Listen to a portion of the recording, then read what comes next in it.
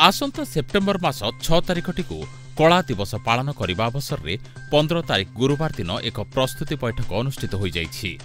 मयूरभंज जिला सारसकणा ब्लॉक कुड़मी सेना सभापति कान्हूचरण महंतों सभापतित्व में उपस्थित कार्यकारी सदस्य मानकु नेई एही प्रस्तुति बैठक में आसंता सेप्टेम्बर मास 6 तारिख दिन मयूरभंज जिलार सदर महकुमा बारिपदा जिलापालଙ୍କ ऑफिस कार्यालय सम्मुख में पालन कराजिबार सिद्धांत निया जाइछि।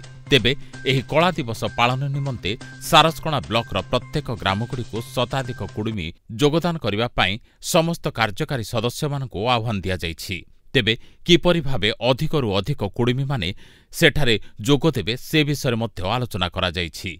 एही बैठक में ब्लॉकर जिला कार्यकारी सदस्य श्री साईराम महंत, श्री विश्वनाथ महंत, श्री सतेश महंत, श्री कुबेर महंत एवं छात्र नेता श्री अजित महंत, श्री महेश्वर महंत, श्री पप्पू महंत, श्री ब्रजकिशोर महंत प्रमुख उपस्थित थिबा बेले अन्य समस्त सदस्य माने उपस्थित थिले।